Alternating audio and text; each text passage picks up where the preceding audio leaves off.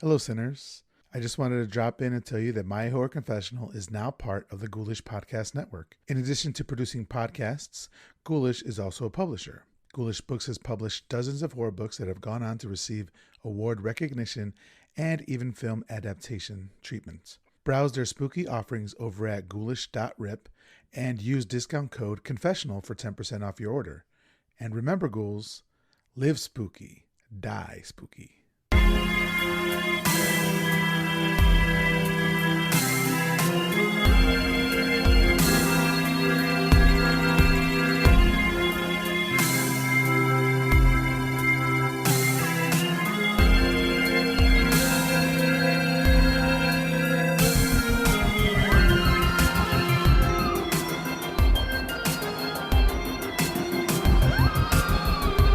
Hello, everyone. My name is Miguel Myers. Welcome to My Horror Confessional, where every week I will have a guest come on and talk about one classic horror movie that they haven't seen and why.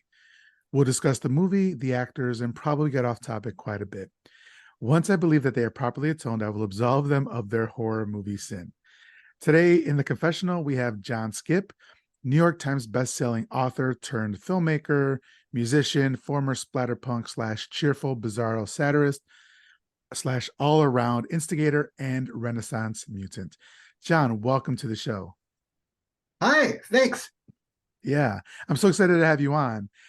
So John chose Gozu from 2003 by Takashi Miike, and we are going to get started to talk about that in a second. But I wanted to tell everybody for the Patreon, if you have not seen Gozu yet, don't watch the interview, like the Zoom version of this, because I have a major spoiler on my background for this. So do not watch this. You should definitely watch. Well, the movie is not for everybody, but if you're interested in any Takashi Miike movie, you're gonna like this. It's just an extension of him, so I would recommend it. But so, John, you have a lot of stuff in your bio, and you've been in the career, I mean, in your chosen profession for a while now, and recently you published an article on your Substack called "Why I Quit Writing Books to Make Movies," and then the subtitle is there, and why I'd really love your help in making The Great Divide. So do you want to talk about that a bit? Sure. I started writing, I think I published my first story in like 1980, 1981. So I've been at it for a really, really long time. I've done a shitload of books, had a really good time doing it. I love writing books, but I really, really, really love making movies and making the music for them. And that is my real passion. Uh, uh, and, I think a lot of people, shit pivoted massively with COVID and I just moved to Portland in 2018. So I spent 1 year in Portland, Oregon, 2 years locked in my fucking house, and then just gradually coming back out into the world. And uh, Yeah. I built a recording studio during that time and recorded like insane amounts of music, most of it designed cinematically for either films I was working on or films uh, as yet undreamed of. And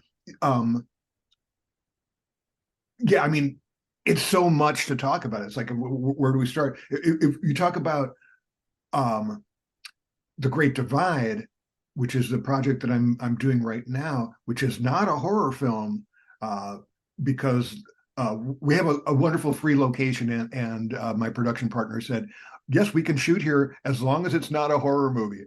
I'm doing like a crazy comedy satire instead, which is really super fun, about the ultra rich and dysfunctional families, and what happens when the world's richest old lady dies and everybody sort of comes in to see who gets what slice of the pie.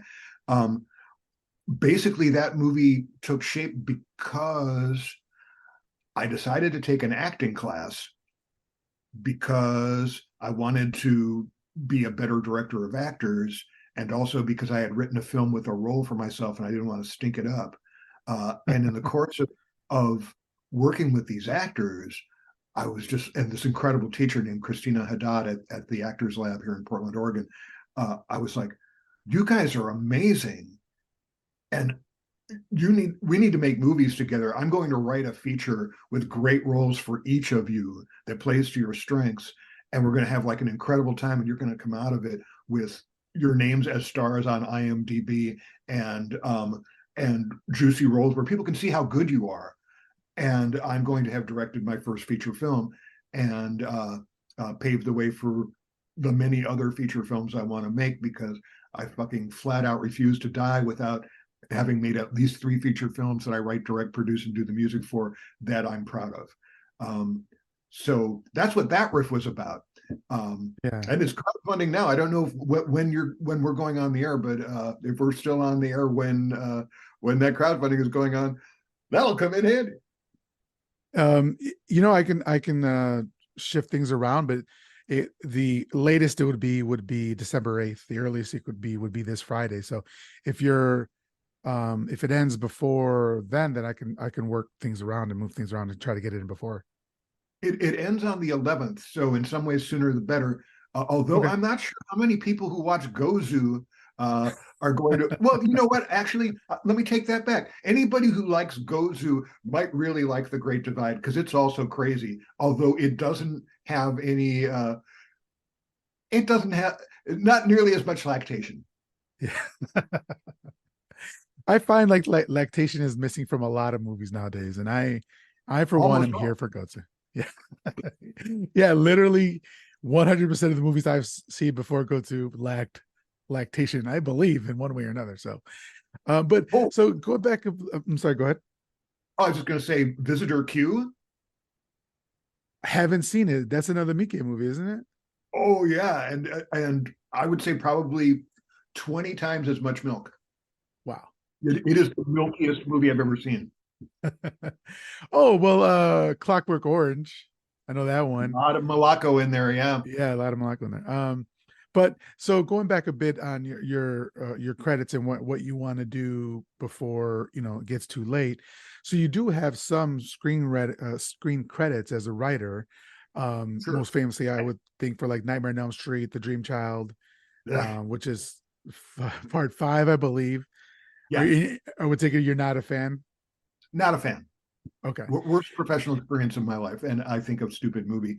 It's got some moments though. Yeah, I would agree. It's been a while. It's been maybe a couple years since I've seen it. And Nightmare was never my franchise. I'm more of a Halloween dude, but Okay, I remember enjoying it. I remember not being the worst one at the very least. But then you also have like you have an uncredited writer credit for Class of 1999, that is and correct. Class of 1999 had been on my peripheral for a very long time just because of the cast that they have. Pam Grier, Stacy Keach, um, Malcolm uh, McDowell. Malcolm McDowell. Yeah, speaking of Clockwork Orange, right? So I was wondering if you could tell us a bit about. We don't have to go deep into it because we have a time frame and all that, but a bit Sure. about your experience writing on the Class of 1999. Well, it was really fascinating. Um, that was a film that took place during the last writer's strike during the 80s, and actually got a call from Clive Barker saying, "You guys aren't in the Writers Guild, right?" And we're like, "Yeah." We were Spector and I were living in Pennsylvania at the time. He's like, "And you want to write films, right?" It's like, "Yeah." And he said, "Well, there's this film, and it is non-guild signatory, which means that it is not affected by the strike, and it needs writers, and would you be interested?" Because I know some people are involved in it. I think it was New Line. And so we got sent the script. I felt it was an extremely bad script about uh, uh, yeah, punks, a punk infested high school with robot teachers in the future, right? Yeah. And I thought it was a very bad script, but I liked the opportunity. So they said, "Well, what do you think?" And I said, "It's a love story." And we were on the next plane. So they flew us out. We spent a couple of weeks at the Beverly Hilton in Hollywood, rewriting this thing.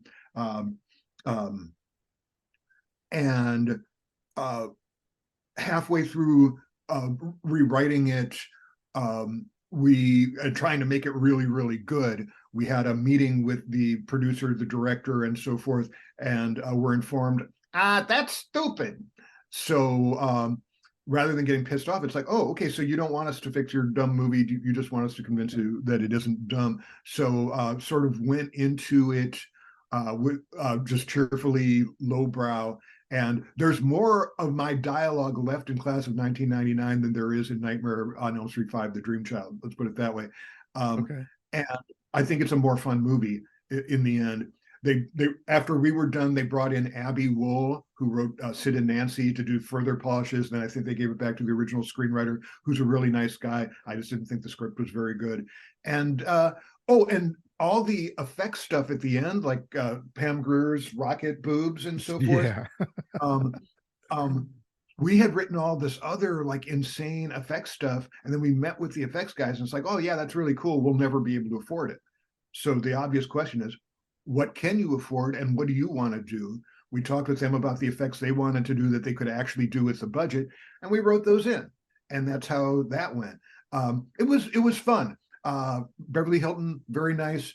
Room service was excellent. We never were allowed to leave the place except for to have a meeting, and then eventually they let us go. And yeah, there's some hilarious stories involving Harlan Ellison and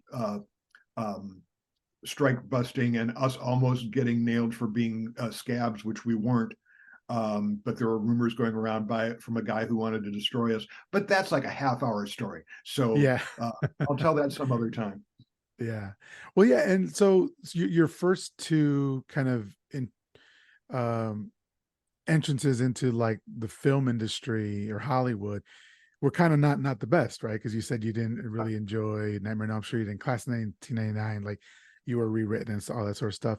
So what made you want to go back into it with like Tales of Halloween and Creep Show? Like what is it about movie making that's energizes you so much more than writing like books?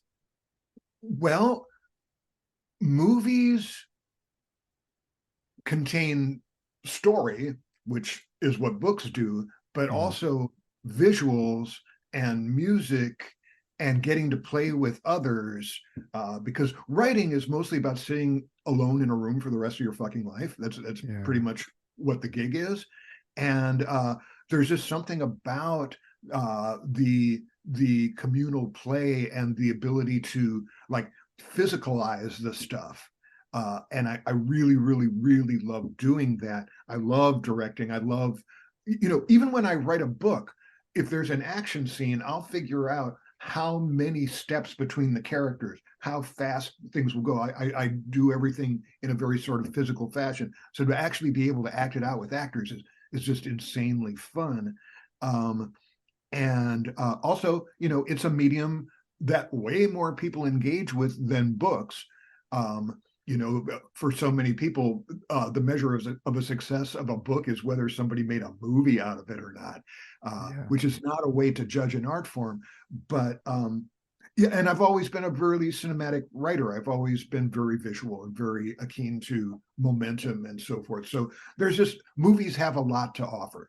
And with Tales of Halloween, I didn't just write. Andrew Cash and I directed it, so we actually, got to stage the entire fight with Dana Gould and uh, uh, Jimmy Duvall, and cast them and bring our friends in. I don't know if you've seen that, but there's this crazy crowd scene for this fight Yeah. between these guys who are, who have rival lawn displays on Halloween, depicting old school Universal horror and new school Rob Zombie, tits and boobs and intestines and stuff, and tits and boobs. I guess I must have just seen Gozu, and yeah, I mean, just choreographing the fight scene and then staging the fight scene and all that. It's so much fun. Yeah. And with Creep Show, I mean, why wouldn't I want to write an episode of Creep Show? It was Yeah. super fun, Exactly. Yeah. super fun. I have stories for all this shit, but we'd be here all day. So then that kind of brings us back to the Great Divide. So you're currently crowdfunding for it. Yeah, I'm looking at the website. It's the Great Divide movie.wedid.it. we Is that we correct? we did it is a funding platform. We're not doing the regular ones because we are fiscally sponsored, which means that people who donate can write it off on their taxes, which is not something Mm. you can do Yeah. Yeah. with the other ones. Yeah, I mean, can write off money. They can write off uh, services. People can donate food, wardrobe, vehicles, equipment, all kinds of stuff, and write it off on their taxes. Um, and the way it's structured out, at least at this particular point, it's only donations, no investors. So when we actually go to sell this thing, all the money goes back to us to either make more films or to pay everybody nicely. So I think it's really cool. And this is a micro budget shoot. So we don't need a shitload of money. Our location is free as long as it's not a horror movie. And really we're raising money for just a tight little skeleton crew and the gear. And any surplus will go towards paying actors and so forth. And I'm making a little. I've been working on this movie for 6 months, and so I'm basically I'm writing, directing, producing, scoring, and editing, and I'm probably making about 5 cents an hour. Okay. And so when you were deciding on what genre to go to, because it couldn't be horror, right? Your Right. next was comedy. And Is satire. and comedy and satire. So is that what you feel like if you weren't doing horror, you would be doing comedy? I feel like I'm usually doing both at the same time. Mhm. Um, I like well, I feel like comedy and horror are sort of like uh, flip sides of the same coin. They're Yeah. both about what happens when shit goes wrong, and horror is the fiction of worst case scenarios, basically, and and comedy only starts when somebody fucks up. In comedy, somebody slips on a banana peel and falls down, and everybody laughs. In horror, somebody slips on a banana peel, falls down, breaks their spine, everybody laughs, and then leaves them there. And then at night, the ice weasels come. So, but but it's the same shit. It's predicated on human foibles and shit going wrong, and so they have a lot to do with each other. And there's a reason why comedy and tragedy are the two Shakespearean masks. The Yeah. implement of drama. Um, and I love to laugh. Uh, but I also love when hard truths are told. And I think comedy is the sugar that makes the medicine go down to a huge extent. And then horror, just unbridled, raw horror, just puts you face to face with the nightmare. Whether it's the nightmare, the psychological nightmare of our dreamscape, or the matter of fact horror of injustice in this world. Okay, great. So we got a lot to talk about with the movie. So let's I wanted to say, how can people follow you? How can they support you? How can they support the movie you're trying to make, The Great Divide? Um, we have um, the We Did It page where you can donate directly. We have a website where you can learn a lot more about the actors, the behind the scenes, the music that I wrote, um, the story, everything. And you can also donate there. I'm on Facebook, but various members of my cast and my production partners are on Instagram and Twitter and everywhere else. Uh, uh, Everywhere great divides are sold. And yeah, so basically, but going to my Facebook, I'm old. That's where I am. And it's where my friends are. I always sort of felt like, even before Elon Musk, that Twitter was sort of a piranha tank, Mhm. um, and just never really dug it. Although I do have a couple friends I check in on just because that's where they are. Uh, and yeah, I'm pretty easy to find. Okay. So let's get into talking about the movie. So, Sure. first, real quick, before we get into that, I apologize. Could you just let me know what your background was with horror growing up? Did you like it? Did you hate it? Did you have a family that supported you with it, or were you kind of a loner? Did you have a group of friends that kind of were into horror as well? That sort of thing. Okay. When I was really, really tiny, like 2 years old, I had a fever and I was hallucinating like a son of a bitch, and it was terrifying. There were like rats coming down the walls and stuff. Well, It was really nuts. So my dad basically Jacob's laddered me. He threw me in a bathtub full of ice cubes until the fever broke. And yeah, when the rats hit the water, they disappeared, and that left me really like deeply terrified. I was scared of the dark. I was scared of everything.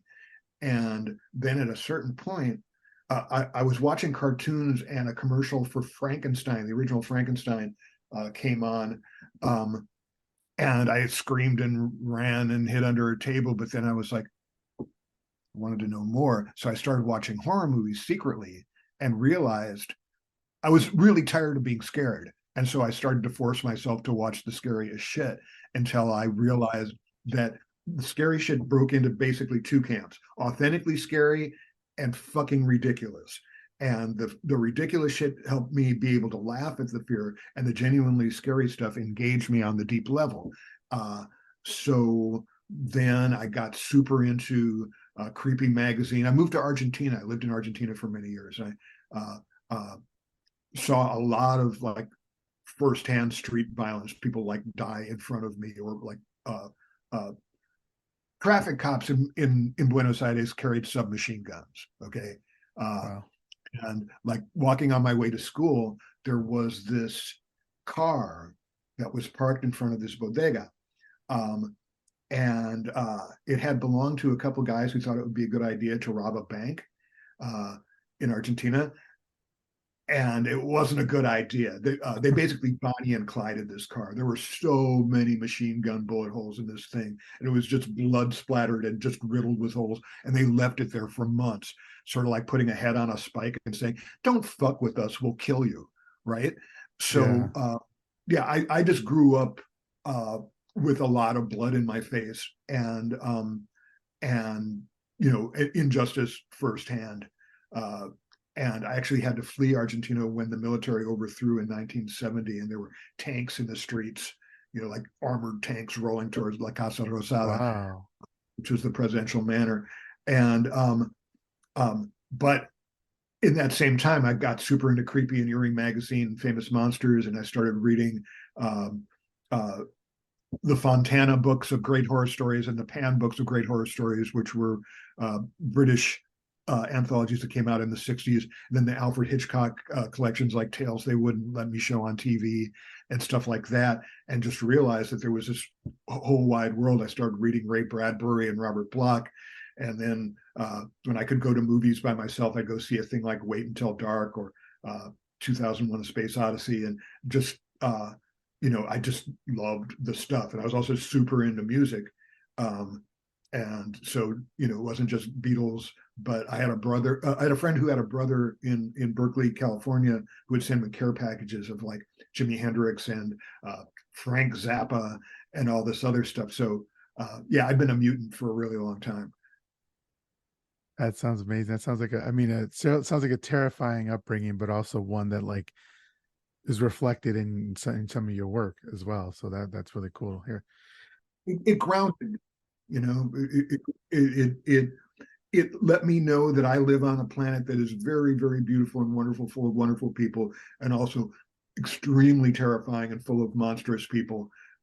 And yeah, it stripped a lot of illusions from me that I could otherwise have had about human nature and how we actually are. Yeah, I think a lot of times people are under the assumption that like especially younger people. I know I was an idiot when I was younger, like that were bulletproof, when and but life is really fragile. Once you get older or you experience some things or you experience loss, you realize that life is very fragile and you're Yeah, just a walking meat bag. yeah. Yeah, yeah, yeah. Uh, I had no illusion about being bulletproof because I saw people with holes in them.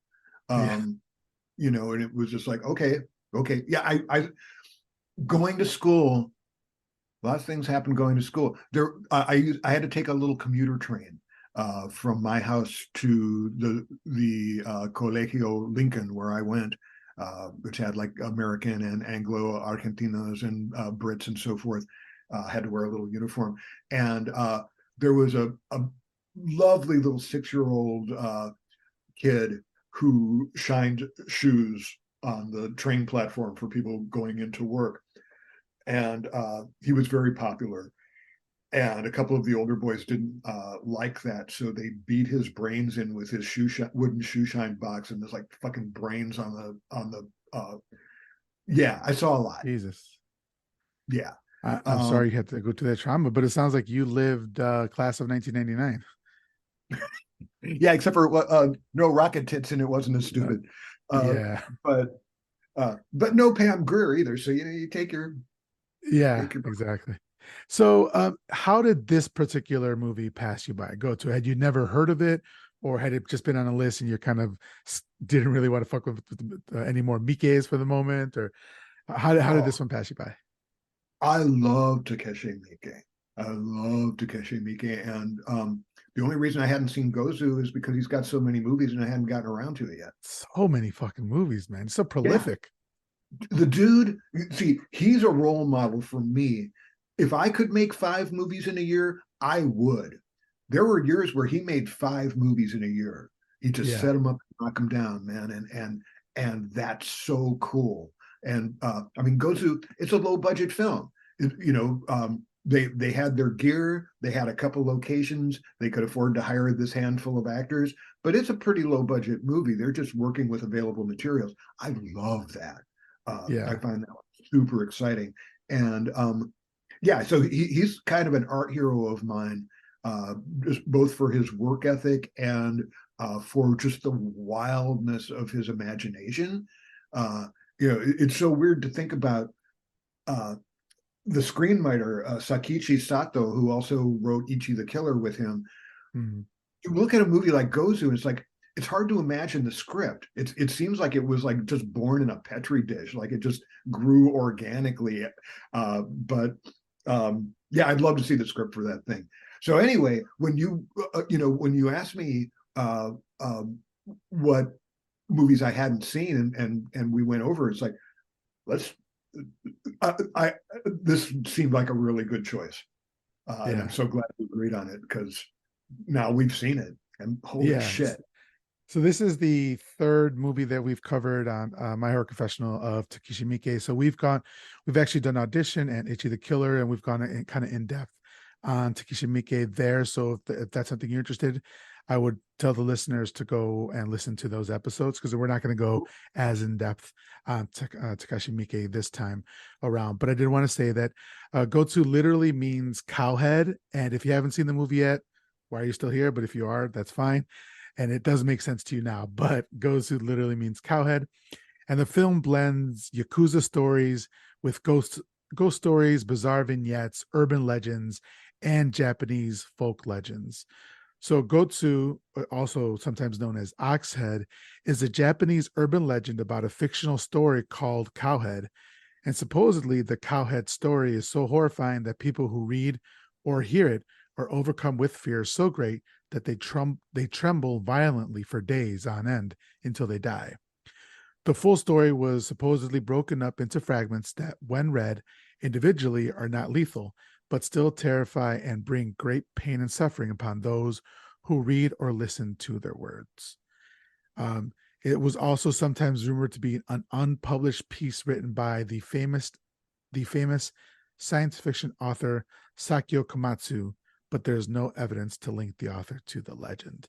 So essentially, Takeshi Miike uses a Japanese urban legend, mixes the yakuza with it, and then puts in milk, and we get this.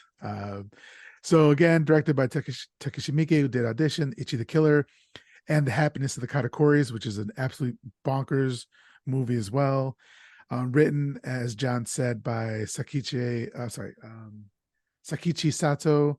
He did Ichi the Killer as well. He did Meatball Machine Kodoku, which is a sequel to Meatball Machine. And he was actually Charlie Brown in Kill Bill Volume 1 and 2, Yeah. and the coffee shop manager in this movie. So it's kind of cool to see that. And then the cast, small, like you were saying, John, it's a small cast. We have Hideki Sone as Minami. I apologize if I'm saying the names incorrectly. I try to look Sure. up the pronunciations, but we have Shao Aikawa as Ozaki, Kamika Yoshino as female Ozaki. And again, if you haven't Ah. seen the movie, that doesn't make sense to you yet, but it will.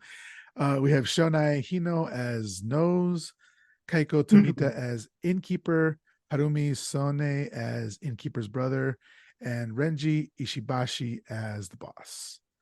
All right. So let's go ahead and get into this movie. So we have the Japanese Yakuza boss, Ishibashi, arrives for like a team meeting in the white on white outfit. Love it automatically. Love that. You got to be really ballsy to wear white on white on white. I tried it once in Vegas and it did not work for me. Well, especially if you're in a crime family.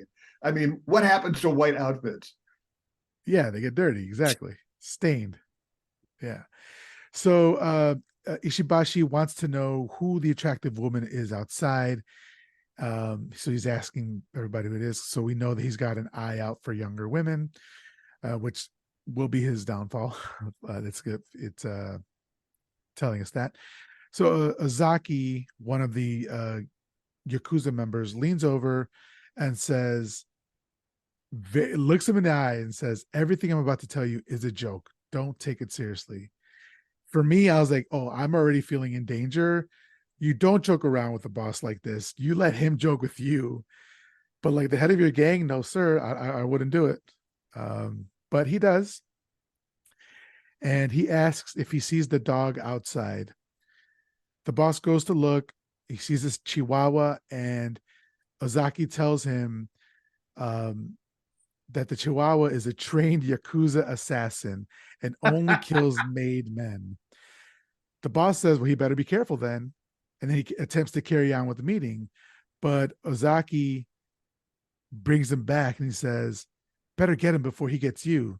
So he goes outside and grabs the poor puppers and slams him to the ground. I should have said trigger warning before that. Apologize. We'll just stop it there. But ends up, okay, trigger He warning. kills 5, the 4, fuck 3, out of 2, that 1. dog.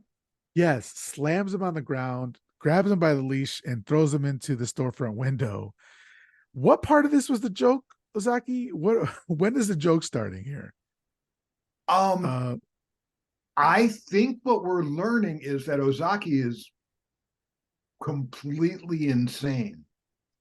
yeah, 100%, and is yeah, I would be too. If what happened before, what's behind me, happened previously? Maybe he would. I would be crazy as well. You know how many times has this happened? So the boss Ishibashi looks appalled.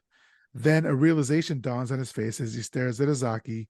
And then we get this cool shot. There's a bunch of cool shots in here, but Ozaki's still outside. The boss is inside, and the glass is obviously between them, and the blood from the puppy starts falling on the floor. I'm sorry, on the window. And it pulls in on Ozaki's face as he just stares at the boss. Great looking shot. Then we get the title card, Gozu. What an intro. What an introduction to a madman. Yeah. So then it's like, the boss is like, this guy's too crazy. We got to kill him. Well, also it's telegraphing to the audience, you're not safe here. You know, like when you see like there's a couple things that when it happens in the horror movie, you're like, okay, all bets are off. When children die and when dogs are killed in a violent way, all bets are off there. Oh yeah. Okay. Although I will say, all bets are off the second you see Takashi Miike's name on the credits. that is true too. Yes. Yeah. I mean, like you know you're in for some shit, or that you. I would be amazed if, particularly in that period of his filmmaking, if something really, really, really messed up isn't going to happen, why is it a Takashi Miike film? Right. You know, Yeah. because he was just this. This movie is so crazy, Yeah. so crazy. So I mean, Ozaki is being so now we're in the next scene. Ozaki is being driven out in the country, and you can tell right away that he's being driven out to be murdered for his actions by fellow yakuza Minami, or who's his no, brother? yeah. Okay, I was going to ask you that, John, because he doesn't mention he's his brother until later on, but then he calls everybody in the yakuza his brother. So I don't know if it's like that, blood brother sort of thing. Because if he's his brother, it makes it extra fucked up. And I wouldn't put it past Takashi Miike to do that, but I didn't know with confidence whether or not he was. Did you? I took it like he was his brother. Is that how you took it as well? Oh yeah, oh yeah. Okay. I thought it was like his actual brother. Okay. Yeah. We're just gonna say that regardless of what happens later on in the future, it's still fucked in the movie, it's still fucked up, but it's an extra level of fucked up thinking that they're brothers. Like extra super fucked up, which is why I have to say, of course, that's what's happening. Yeah. Well, even in this situation here, if he is his brother, he's driving Osaki out to the country to be murdered. So you're driving your brother to be murdered. Yeah. It's very reminiscent of like, was it Casino? Spoiler alert. Have you seen Casino? Yes. When Yeah. yeah, okay. When they drive Joe Pesci out to the country and whack him, kind of like Mm-hmm. you're gonna be whacked, right? So I'm a Goodfellas man. I'm a Goodfellas man. okay. Casino is, to me, Casino is like Goodfellas with an air hose up its ass. Um, just yeah, not a fan. Yeah, Goodfellas is a great movie. I love Goodfellas as well. Bronx Tale. Bronx Tale is one of my favorite. I like Bronx Tale as well. I've never seen it. That Oh man. I know, I I, know. It's like I watched so many movies and I'll never catch up. yeah. Oh yeah, you can never catch up. But if you're a big like crime fan, Italian mafia fan, that's a great one as well. And it's from a different angle as well. So that's what I liked about it. But okay, so then uh Minami Yeah, man. so Minami stops to take a piss. Ozaki walks out to him and tells him that he's gonna make a play for leadership of the gang. And it's a great shot composition again. And Minami tells him to he'll back him since Ozaki saved his life. So many So, times. yeah. So back in the car, Ozaki notices that they're being followed. So he kicks Minami to stop the car, and he jumps out with his guns drawn. And then he gets Minami to get down behind the car as well. Minami's like, "What the fuck is happening here? What are you talking about?" Right. And he believes that they're Yakuza killers in the car, and he tells Minami as much. And he goes to kill the person, and he sees No, that he it's says a he woman. says it's a Yakuza car. Yeah, like it's built Like like, the other one was a Yakuza dog. Now it's a Yakuza car. So basically everything is Yakuza at this point. oh yeah, yeah. He's so paranoid at this point. Yeah. He's out of his mind.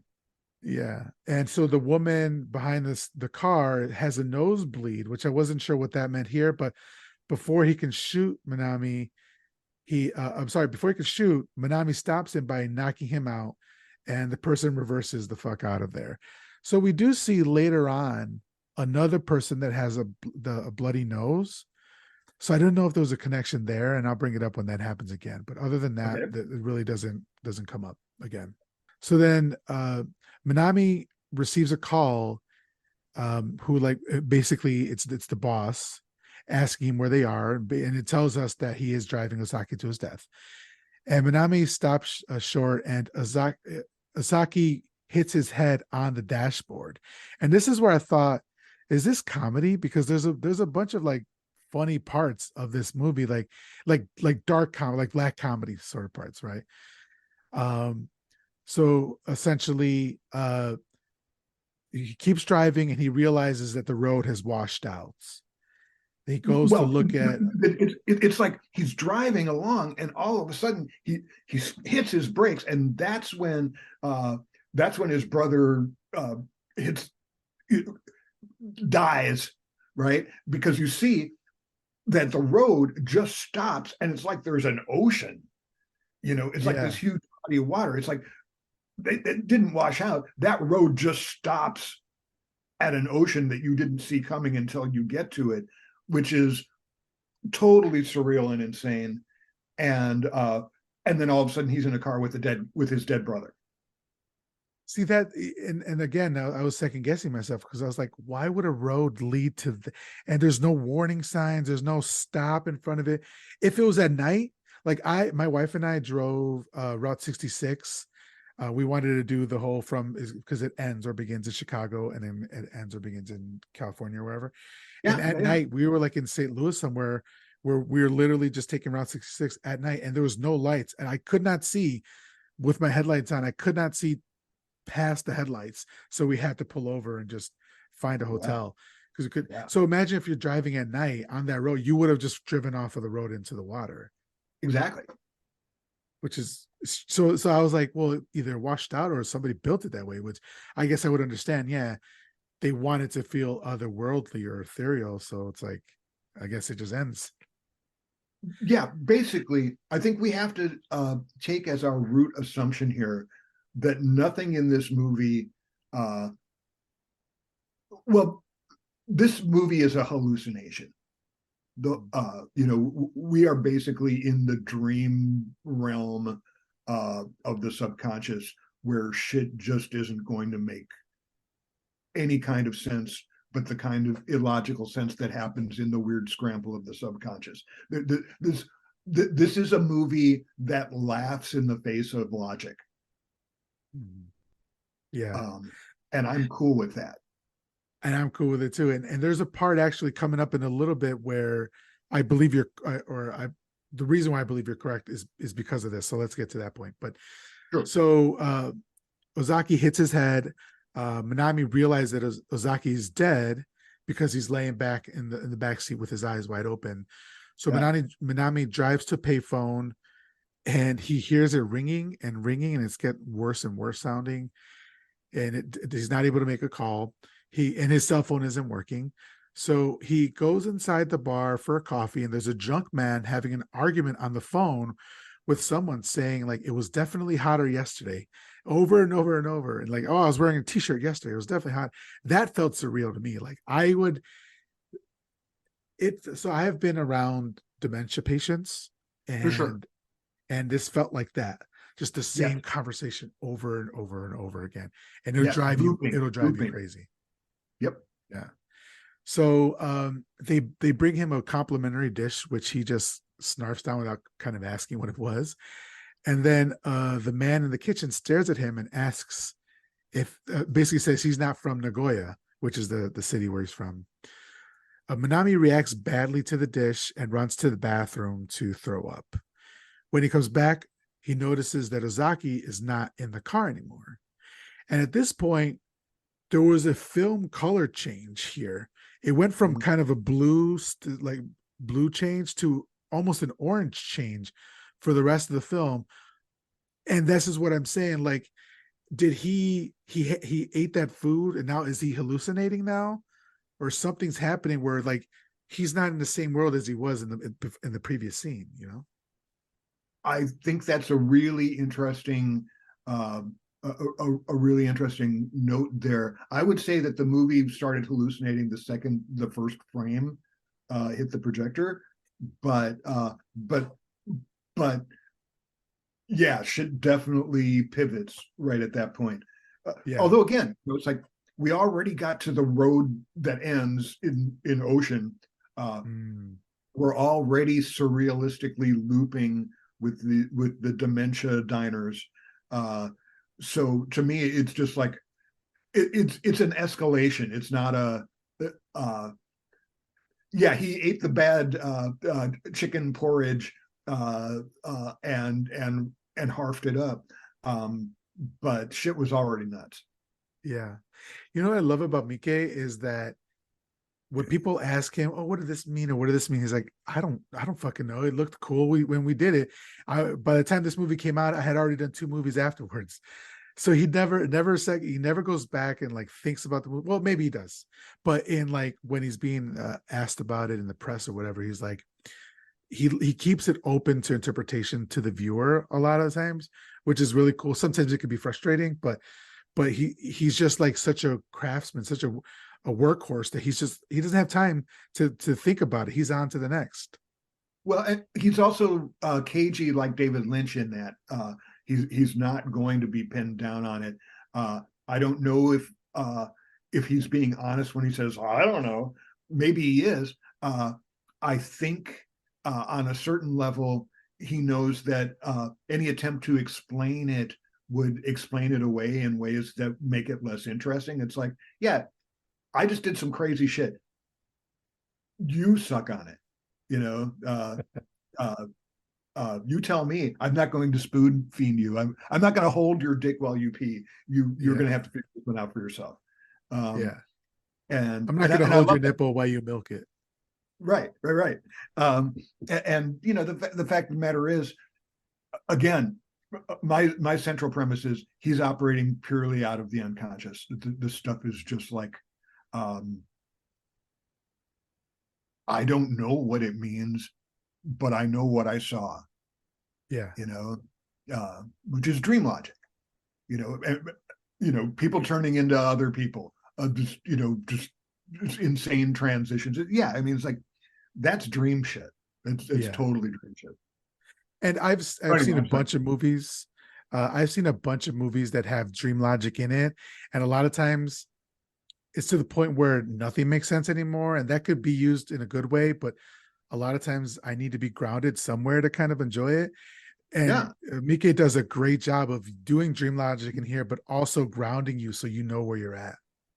absolutely. No, that Yeah, I mean, my central premise when making art is the more complex and weird shit gets, the simpler the delivery system, so that people still have a handle on it, so that you can hang on to people while you take them to the weird places. You know, otherwise you just lose them.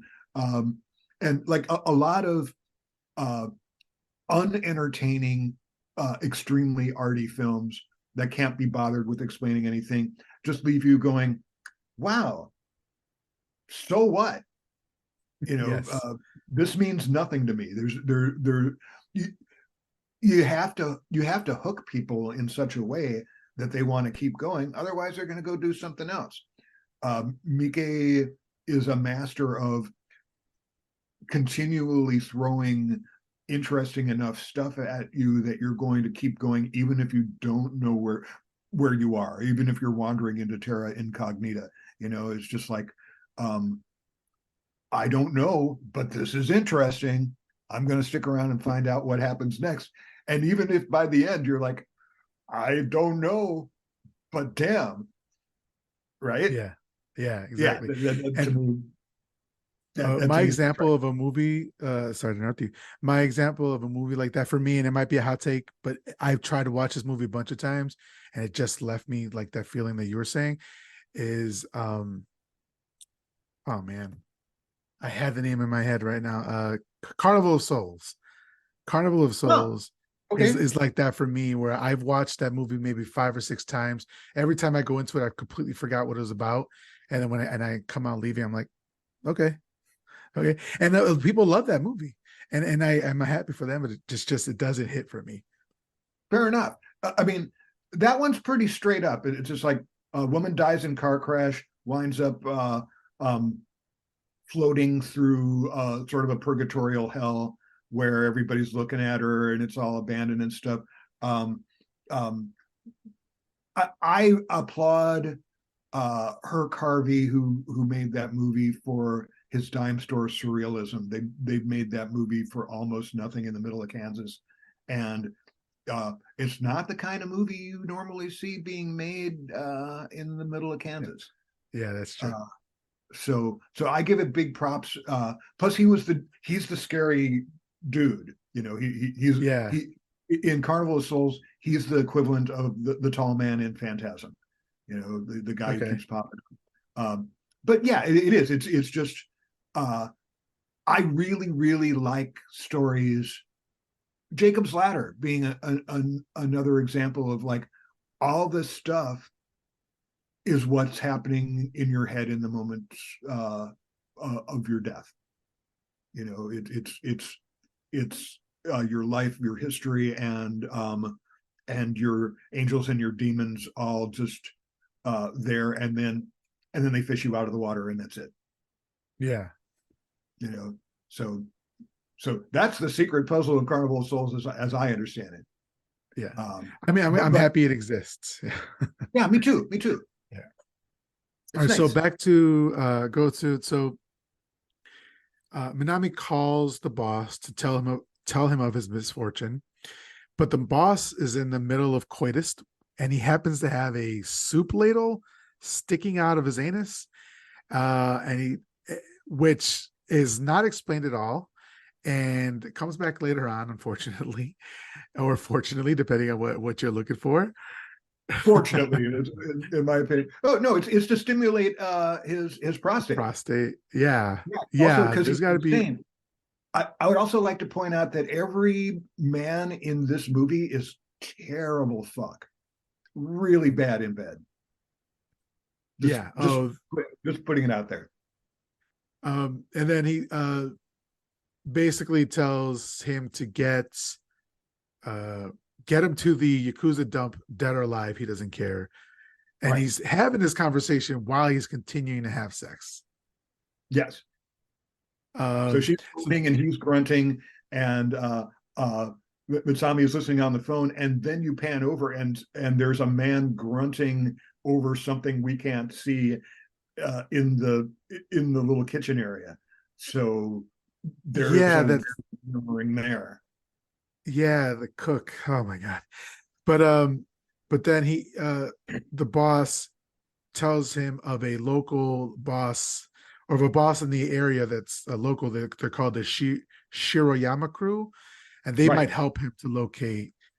Oh my gosh, what is his name? Locate Ozaki, right? So he can't seem to find them at their location. He went to a place, but it was a monastery. There was monks there, so obviously it wasn't it. So the monk says, "Go to the police station," and he's like, "Oh, okay. I'm basically going to go to the police station to ask where this gang of Yakuza is." But he does do it, and the police don't know where he is. So this is like the comedy part of it, like the black comedy part that I was catching. So funny. Yeah. So still there's no cell reception. He decides to leave, but of course he gets a flat tire.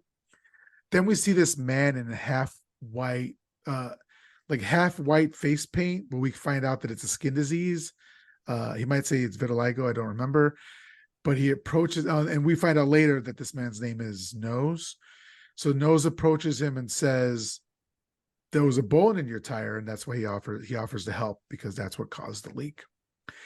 So they go to the town dump looking for a tire, and then Nose is kind of like jumping from pile to pile, like he's Scrooge McDuck jumping in like his piles of money, just over and over. He notices a partially covered sign. He removes the things around it. And he sees that it's the sign for the Shiroyama crew. So he's actually there where they are. And inside of a jam-packed RV, he asks the head of the crew for help. And the head of the crew says, "A friend in need is a friend indeed," which is the same thing that Nose told him earlier. I thought that was going to come back, but it doesn't. But he says, "Only if you can answer one question. If not, he'll take something very important from him." As soon as he says yes, Nose turns around to look at him, and that was really creepy to me, because Nose was in the background looking off camera, and then Minami says yes, and Nose just looks at him. I'm like, oh shit, something's about to go down, you know. And then he asks the question. Do you remember what the question was? It was what passes but also takes? Yeah, exactly. What takes and also passes.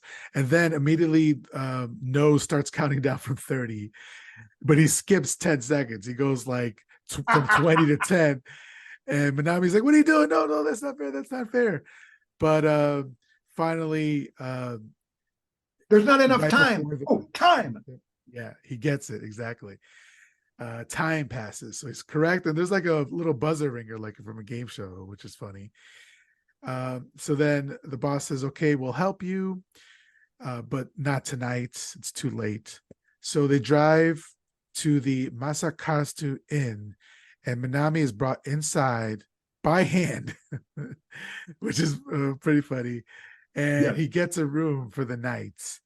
Now, from the moment we are in this It was hotel, a, yeah. I wanted to leave. It was so uncomfy. Like I did not like being here. Everything that happens was like very bad. So then we get a man named Katsu shows up. This motherfucker looked like Tor Johnson from Plan 9 from Outer Space. I don't know if you're Yeah, familiar. for sure. Yeah. Yeah. I thought, oh, that's Tor Johnson. He's got an Asian cousin or something like that. But he shows up and shows him to that room, quote unquote, which I didn't understand. And I thought it would come back, but doesn't, I don't think. Well, it's just basically there's only one room and it's very small, and uh and and he takes it. I don't know if you noticed, there's nobody else staying in that hotel, so there's only one room. Why is that? But anyway, yeah, he gets the small room, and when he goes there, then Nose is like, "Oh, I think I'll stay with you." No, but now you're just being rude, and that whole thing goes. Nose, all of a sudden he's got an attitude. Yeah, he's like, oh, if you want to be an asshole about it or whatever. I was like, dude, but he's like, I'm not gonna try anything if that's what you're worried about. It's like, no, I just met you. I don't want you staying in the room with me. You live here. Go somewhere else. Yeah. Oh, Um, well, so now I'm not sure I want to help you anymore. You're a dick. So Nose leaves. Yeah. Alone to his room. yeah. Then what happens? The innkeeper offers him food and says that they only have the B course available, not the A course. Right. And so when she says this, I'm thinking it's like, oh, tea and crackers, something very small. We found out later that's not true. But so he's bathing, and she knocks. They have like a communal bath, like with a tree. It's like one of those what are they called? Like a natural spa, a natural spring, a hot spring sort of thing. Yeah. Which is really nice. I went to one a couple years ago for the first time in Colorado. Those are really fucking nice. Beautiful. Yeah. Yeah. So she knocks on the door, offers to wash his back. He's like, no, but she walks in and she insists. And it's going to get weird here, guys. She's in a house. Yeah. And she's like 60 years old. Yeah. It's going to get a lot weirder. And so she grabs a towel from him, and now he's just naked and he's trying to cover himself up. And then she mentions that she happens to be lactating and offers him a demonstration as the milk from her breasts starts soaking through the towel she's wearing. And if that wasn't enough, it gets so soaked that it starts coming down her leg. Yeah. And she asks if he wants some. He's like appalled. He says no, but she insists, and he refuses again. I was like, what is fucking happening here? So you've seen apparently another Takashi Miike movie with milk and lactating. So where you're like, oh, here we go again. Oh yeah, no, Visitor Q, which is an absolutely fascinating, completely every bit as weird as this one movie. And I feel like Visitor Q is like Japanese John Waters. And nice. Yeah, it's really weird and really fascinating and totally fucked up. I mean, super fucked up. But in Visitor Q, at a certain point, you come into a house, the house that Visitor Q has decided that he's going to stay in. Visitor Q shows up at a family's house, and then just is never going to leave. And everything in the family just deteriorates from there. But at a certain point, you come into the house, and it's like knee deep in milk. Jesus Christ. Yeah. Wait. The woman... Is it just milk, or is it like breast milk? It's like from it's the breast human? milk. Yeah, Okay. this woman is lactating such as to flood the house. So Gozu is very light lactation in the context of Miike's filmography. Uh, Okay. I think he's just like, okay, everybody's seen blood. Blood's not shocking anymore. But how about torrents of milk, which also is very jizz-like. So there's, basically the white fluids as opposed to the red ones are what he's playing with, which is totally, totally strategically mind fucking. Yeah, because at this point, as if you're watching this movie, you're a horror fan, right? Because I don't this isn't going to be playing to like the general crowd, general population. And so the people who watch this movie, we've become desensitized to blood in movies, right? Because we see it all the time. But when Yeah, you see white liquid, you're like, ugh, that's unnecessary. I felt, like I said, I was uncomfortable. I think that's hilarious because I just laughed and laughed. Uh, and So, is this a time for me to say that this is not a horror movie? well, I'd love to hear it. I'd love to hear what you think so, because it's it's got horrific parts to it, but I agree. I could be on there with you, but I'd love to hear why you think so. Well, it's a Bizarro movie, just flat Okay. out. It's a Bizarro movie. It's just weird shit after weird shit. I think there are maybe, depending on how squeamish milk makes you, or a few other things, there are maybe 5 minutes of horror in this whole movie. Uh, when we get to the ghost revelation a little bit later, uh, I'll save it for there. But I mean, um, yeah, to me, uh, this is just a Bizarro movie, where the Venn diagram of crime, ghost, urban legend, actual horror, comedy, and surrealism, they all kind of like overlap, and the one X in the middle of that is Bizarro, the genre of weirdness, where anything just sort of fucking, where anything can happen and probably will. Um, and so, yeah, to me, it's considered a horror movie probably just because of the last 5 minutes. Uh, um, because up until then, I'm like, so when's the horror kick in? Yeah. Um, the ghost revelation, it's like saying, okay, so Pee Wee's Big Adventure is a ghost movie because Large Marge shows up. You know, I've heard people have that argument, but no, I get your point. Yeah. And I have to just clarify that for me, the milk scene wasn't horrifying as it was uncomfortable. oh And yeah, it's funny because this is obviously a very male centric movie, written, like directed by a male and written by a male. And so like this idea of this older woman still lactating and like offering, like being sexually active and coming on to a dude, like that's supposed to be horrifying. It's like the idea of like the old hag. That's, old women and old people are always like scary in movies. And I don't think, like, they, for me particularly, that wasn't a horror part. It was more just an uncomfortable part. So taking that out of the equation, the only part being the last like 5 minutes, like you were saying, I could see the argument where you would be like, this is a Bizarro movie, you know? oh totally. It's, Yeah, it's I just like it's that. just one weird fucking thing after another. Yeah. Yeah. So he refuses and he ends up leaving. Then we get dinner is served, and it's a huge amount of food. It's for two servings. He asks why all the food, and they say it's for free. It's It's complimentary and it's two complimentary. servings. Yeah, Yeah. and I was like, oh, this was B. I wonder what A was. Just like a nine Ah, course meal or something like that. right. But then he notices something dripping from after eating everything. He notices something dripping from the ceiling, a white liquid. I'm like, oh my God, has this been dripping into his food the whole time? Um, so then we get a flashback to Ozaki in the car with Minami, and Ozaki is asking Minami about his recent circumcision. First of all, I didn't know that you can get circumcised as an adult. That is terrifying. And so I guess that's a little terrifying right there. Is that something you knew, John? I didn't know that that was possible. I'm sure you could. cut the foreskin off of somebody's dick at any point along the way. It's just why. Yeah. I It is mean, why would you do that? Um, so yeah, so circumcision. So he wants to see his brother's dick, which evidently is a very impressive dick, but it looks all Frankenstein.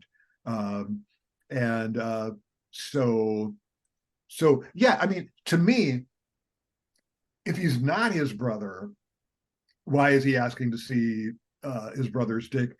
And if he is his brother, why is he asking to see his brother's dick? yeah. Yeah, there's no easy answers for this unless you just go, okay, this is just batshit. This is just insane. And there's some information that we find out later that Minami told Ozaki that you're like, I would never tell anybody that, let alone my Right. brother, but he did tell his brother. So yeah. So then after this conversation, Ozaki gives Minami a gift of a set of Givenchy women's underwear with the hole Crotchless. in them, crotchless, to give to the woman that he wants to eventually have sex with. Okay, I don't ever give my brother panties to give to another woman, but they have a different relationship. That's fine. I constantly do that with my non-existent brother. Just Constantly give families are underwear. different, right? Our families of Right. origin. So then Minami wakes up and sees. So we're back in the inn. He wakes up and he sees that the bowl has filled up with that white liquid, and then there's a note saying that the breakfast is a course, and there's 3 servings, and there's also 3 glasses of milk. He sniffs one, and before he can drink it, mercifully, the scene ends. And I'm thinking, I hope he didn't drink it, but whatever. So then he goes out and he meets Nose, who's found a tire for his car. And at this point, I was thinking, why not leave? It's been a day and a half. What the chances that he's Ozaki are still here are kind of low. He ended up making the right decision. But for me, everything's weird. I'm just leaving at this point. How about you? Are you leaving? um, well, he's still got to find his brother because I mean, Yeah. if he can't demonstrate that Osaki has been dumped, it could be bad for him with the boss. So I understand why he's on his quest. Yeah, I agree too, but it's like, man, you had the chance. Yeah. So they go back to the bar where he lost Sasaki in the first place. He gets the coffee and he says, no chicken custard this time, but Nose does get the chicken custard. And then this is where we finally find out Nose's name, because he goes to the 2 guys that were there yesterday and they recognize him as one of their high school classmates. And so they like talk to him and he stays there.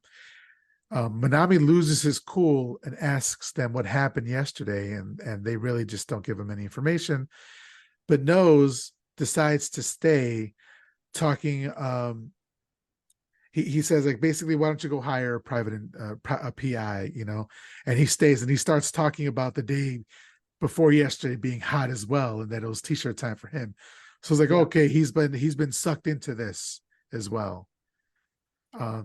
But Minami goes back to the car, and a paper airplane arrives from Nose saying to wait at the inn, which he does. So I was like, okay, Nose is still in it with them. He just didn't want to draw any suspicion with those bar patrons, right? Or So something. or something like that, yeah. So the innkeeper's he's there with the innkeeper, and he says, she says that her brother can incant spirits. His body's possessed and he uses his body to communicate, perhaps providing some sort of clue for Minami. So Minami agrees to this. Kazu takes off his shirt, and then do you want to say what happens here? Oh, she starts whipping him with a riding crop, leaving big red welts while he's going, ow, ow, that hurts. Ow, stop it. Are you getting spirits? No, it just hurts. And she's totally into whipping him. Yeah, So, I just so think she's they whipping wanted Thor Johnson. Yeah, I think they just wanted an audience for their S&M play because nowhere he we don't see a spirit. I mean, there's a spirit later, but like he doesn't conjure any spirits or anything like that. So I was like, all right. Um, so then so suddenly Mr. Nose is there, or I should say Nose is there, and he's like scared from his experience, which He's goes holding a like, cup of tea on a saucer, and it's jittering. It's like ting, ting, ting, ting, ting, ting, ting, ting. He yeah, was which is terrified of his old friends who were bullies in school. right, and which is what when I was telling you about Gosu, the Japanese urban legend about Gosu, they say that when you hear the story, you're jittering, right? So I wonder if that was a connection there. But he says that they were basically his high school bullies, and then he says that the waiter from that restaurant died in a car accident 3 years ago. Right. And then what the fuck happens here? Like he sees the waiter, he appears in the bathroom in the inn taking his shit, and like we Mm-hmm. hear like fart sounds, and then they smell it and they're like, ugh. But maybe it was just in their head. Maybe he was just picturing the story. I wasn't quite sure what was happening there. Well, I return to my central premise that this Yeah. entire movie is a hallucination. And yeah, so the innkeeper, who's played by the guy who wrote or not the innkeeper, the cook, uh, who's played by the guy who wrote this fucking thing, um, uh, is basically Large Marge. You know, been dead for 3 years, but still shows up in the kitchen to make you bad food and take a shit. Um, Yeah. um, so yeah, logic is not your friend here. Yeah. Logic is Uh, not going to help you on this journey. is that what you're hoping to do with the three movies? The minimum three movies you're hoping to make is to write yourself into a scene in which you're taking a shit as a ghost? Oh, that's all I want. Okay. Yeah, but my whole life's journey has been leading to the point. Actually, no. Actually, what I want um, is to come back as a shitting ghost after my death. Okay. That's pretty So good. I'll see you later. Um, Yeah. And I've never, oh, I was going to say, I've never seen a ghost that also smells, but I've heard that when ghosts appear, there's like a smell of something or other, but it's just funny to me. So then oh, they sure. see, yeah, they see someone who, or I'm sorry. So they ask again about Osaki, and they said that they saw someone who could be Osaki who was trying to buy gluttonous rice, but they didn't sell any there. So they And sent red him, beans. and red beans, right? And they sent him to a bar or somewhere else. I'm sorry, to go check to see if they sell it there. So they go to check that place out as well. And they show them this silly drawing. It's like, he could look like this. And he's like, yeah, maybe he could look like that as well. I was like, okay, some more black comedy for you. So this drawing is so ridiculous. Um, and he said, so we sold him this, but he asked for something else. But we didn't have it there. So he sent him to this liquor store. And this liquor store happens to be of ill repute because one of the owners is American. And but don't go there. And he's like, why wouldn't I go there? And he's like, oh, so you like Americans? I was like, okay, yeah, I can understand that concept. I don't like the Americans very much. So So funny. yeah. So he goes to the liquor store, and of course, the husband is Japanese and the wife is American, but she speaks Japanese phonetically. And so she's telling him that they did see the man and all that sort of stuff. But Manami notices that she's reading off of these cue cards. So he turns around and sees what she's reading, and it's basically the answers to his questions. Yep. So, And he reads along with her at the end. yeah. So they're both like saying the words at the same time. They're both doing the cue card speech. Yeah, amazing. So the woman who played the store owner, the American, she knew no Japanese, and so she had to read the lines phonetically above her head, and then she proved to be absolutely hopeless at anything resembling proper pronunciation or competent acting. So Takashi Miike found the result interesting, and he displayed the cards for simultaneously eerie and comedic effect. So that was the way they were filming it. he noticed how bad she was at this pronunciation. He's like, well, fuck it, let's just film it. And it adds to it. And that's Oh, like it's hilarious. genius. Yeah. Yeah, I love that. Actually, I think her pronunciation was very good considering she didn't speak the language. Yeah. Who knows? Like a native speaker. Like when I hear somebody who like learned Spanish in school, they speak very proper Spanish. Whereas like Yes. I didn't grow up speaking proper Spanish, so you could always tell right away. So maybe um native speakers find that out. But they leave the store, and as they walk past, we see a kid drinking milk from a glass container. And I was like, oh no, oh no. So so the woman said that the American owner said that the guy was looking for somewhere to stay, so she sent them to the inn. So it all came back full circle. Back to the Mafakuri. Yep. He goes back to the inn looking for Osaki. He sees Katsu there, and he's bottling his sister's milk. And he sees her; she's milking herself, and And having little orgasms while she's doing it. 100% she's orgasming here. And he asks about Osaki. They tell him that he came in around 1 a.m. She turned him away because there were no more rooms, but he begged. So eventually she let him stay in the second floor storage room directly above Minami's room. So here's my question. When he awoke, he saw that there was that liquid dripping from upstairs. Did that have anything to do with Ozaki? Or was it just the innkeeper's milk dripping out? I didn't know what the hell that was. We'll never know. Yeah, we'll never know. So then they say that he's on the second floor, and it's like this hidden entranceway, and on the doorway to the stairway, there's this little prayer that they both Katsu and the innkeeper say to themselves. They say, "Those who deliver milk are healthier than those who drink it." I thought, oh, they have the little mantra to themselves. Amazing. Amazing. So he goes up to the room, and Ozaki isn't there, but he smells his clothes, and he can smell his scent on him. Yeah. Again, he's very close. Either my friend or my brother. That's a very close relationship where you can smell his scent. He's his brother. Let's just go there. Yeah. But I'm just saying, it's his brother. Yeah, but I'm just saying, like my friend, if I were to like be able to smell my friend's scent from his clothes, that's a very close relationship. So yeah, so the innkeeper says that Osaki left without paying his bill, so they had to take the food that he left in the room, including the red rice and the beans, and they made it for breakfast. So we flash back to earlier in the movie where he saw red rice in his breakfast. So I think there was a bit like he wasn't quite believing that Osaki was still alive because he hadn't seen it. But this kind of has to prove it because the story is circular now. It's all the dots are starting to connect here.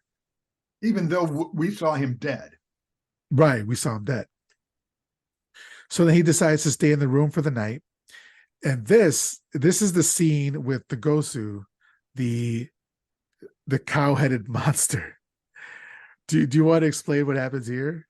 Well, there's a guy with a cow head, but he's otherwise just a man in his underwear standing in the room. There's that budget. Copiously drooling what may be drool or may be jizz. And the Gozu approaches him as he stands there in his dream and licks his face, licks all over his face with a giant cow tongue. And then what happened? Do you want to say? I'm trying to remember. Oh, he hands him this package. Right. And then we go to a different scene of Kazu sucking at his sister's teeth.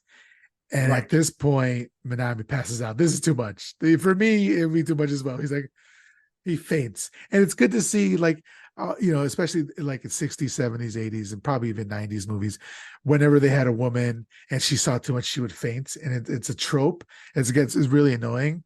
And now it's nice to see a man faint at the sight of something like Absolutely. this. Especially a Yakuza. Yeah, exactly. Right. This supposed to instill fear in your heart, right? So he passes out and he wakes up and suddenly realizing that it was a dream. But then he looks down and he sees the package that the cow had gave him, the Gozu gave him. So it wasn't a dream. He opens it and it says, "I'll wait for you at the dump," Right. signed by Osaki. So he is still alive. So finally, he's able to leave this godforsaken inn when I was so fucking happy to leave it. But this did feel like, some of the reviews that of the time were saying that this felt like just a mishmash of different ideas that they wanted to put into a story without any worry about whether or not it's cohesive or not. But this is like me and you saying that it's dream logic. But like for other people, it's like, well, none of this stuff had any correlation to the other thing. It wasn't connected. And so I see both sides of it. And I definitely felt it here because none of this, a lot of this stuff wasn't really necessary. It was just weird, but it was kind of moving the plot along a little as well. So I was Well, just at least happy to moving be the out of movie it. along. It Yeah. was moving Yeah. the movie along. I don't know if Yeah. the plot actually did anything. Yeah, that's true. Yeah. So So then he drives like a bat out of hell to the dump, and he looks for Osaki, and he runs into some of the workers there, and they say that yes, a man following that matching that description was there, but he keeled over in the entrance, and they assumed that he was dropped there because the reason why everybody's dropped there is to be they say they pressed him, meaning they put his body in these cars and they crush the cars, and that's how the Yakuza gets rid of bodies. And so very angrily, Minami pulls out his gun and says, you pressed my brothers, but they say, well, kind of, sort of. And he opens up a garbage can and says, the rest of it is in here. So all of his insides were in this garbage can filled with guts. And then they walk him over to a freezer. Do you remember what was in this freezer? they have a bunch of pressed former Yakuza you can identify by their tattoos, and they're flat as a sheet of cardboard, but the whole human frame.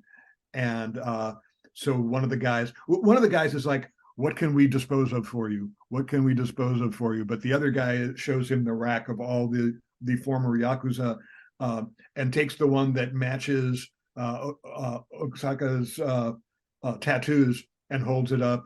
We see the back, and he turns it around. We see the front tattoos. We see his dick, and so that's that. If in fact that's him. Yeah, that was wild. I mean, it's a flesh suit is what it was. And Yeah. it's like if you went to the dry cleaners, when you pick up the dry cleaners and they're picking out your suit or whatever, that's what it felt like. And I was like, holy Yeah, shit, it's wild. it's fantastic. Yeah. So disheartened, Minami goes back to his car, and then he sees a woman appears in his back seat, the rear window, and she claims to be Osaki, his Let's just say brother. an extremely beautiful woman appears in his back seat. Yeah. Yeah. Yeah. Very, very No attractive. show. Yes. Yes. Mhm. And this was when I was like kind of back and forth. I'm like, oh, I was like back and forth of whether or not brother, but that we've talked about. So at this point, I was like, oh yeah, definitely it's his brother. So in order to prove that she is his brother, she replays the conversation they had about the circumcision. She asks if his circumcision went well, and she just repeats the whole conversation. And I thought, of all the conversations to prove to somebody who you are, there's got to be another conversation you could have picked.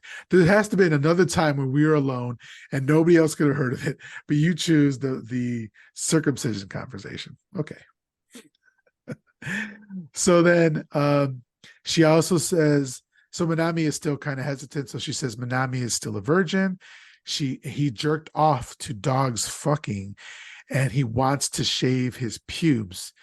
And this is a conversation I was talking about earlier. Was like, how close are you to your brother, my guy? Like, that's very close. Uh-huh. But so then this is where Minami's like, oh fuck, I believe that Ozaki has come back as a woman. Was not expecting this turn. Like, you can't if you say you were expecting where this movie was going, you're lying, because Oh there's yeah. no way. Yeah. There's no way. So he stops to make a call, and Asaki is gone again, off with a truck driver who invited them to his truck. And Minami's looking for them, and he sees them right go into the truck and like runs over and beats the guy up. The guy was just trying to get a nut, and Yeah. she was like, he stopped. He cock blocked her, but beat him up. And the way he did it and like grabbed her afterwards was very possessive. That Oh was yeah. my first inkling. I was like, oh, that doesn't look like how you would act with your brother or a family member. That looks like how you would act with a significant other. And I thought, I don't like where this is headed. I don't like where I believe this to be headed right now. But like, I like it. I like how fucked up it is, but also I like I love it. don't, So Yeah. So why was she getting in the truck? He invited me. yeah. And Yeah, why else? she's also like wearing like a fur coat which dropped to the ground. So he picks up the fur and kind of wraps her back in it, and Right. then walks her back to the car holding the hand, which is very much how Nose was holding his hand, walking him into Oh, the Masakusa. So that's all interesting shit. yeah. Interesting. Okay. So they go ahead and they get a hotel, and they're bedding down for the night. He's on the couch, she's on the bed, and she asks for him to sleep in the bed with her. And he says no. Then I thought, okay, I think it is going to go where I thought it was going to go. And at night, after she's asleep, he kind of like a little bit assaults her a little bit. He takes off her cover and pinches a nipple or touches a nipple, something like that. And He just then, puts his hand on her breast. Yeah, he peels the sheet back so he can see her, and then this is like, this is like an 8-year-old discovering sex or something, or it's like it's totally that, you know kid just figuring out sexuality for the first time and terrified sort of thing, and reaches down and touches her boob, and then brings his hand back up and smells it, um, and then he decides to peel back a little bit more and then just push up her nightgown a little bit so he can see her panties. And that's when uh, a man's voice seems to be coming from possibly her underwear. oh fuck, from her, like from her belly, right? And he puts his ear to listen to it, and she sort of wakes up, and so he like apologizes and covers her up again. I didn't make the connection of the voice in her inside of her. Yeah. Okay, all right, that's cool. Yeah. It's not coming from her stomach, it's coming from her vagina. Um, Yeah. and Okay. and so he puts his ear down there, and then she wakes up and she's like, do you want to have sex with me? And he's like, no, no, no, no, no. She's like, well, if you do, just make sure you wake me up first. Yeah, very fucked up. And they almost kiss as well. Yes. So the next morning they go to visit the boss to kind of explain the situation. He doesn't understand what's happening at all, and probably believes that Minami has lost his shit.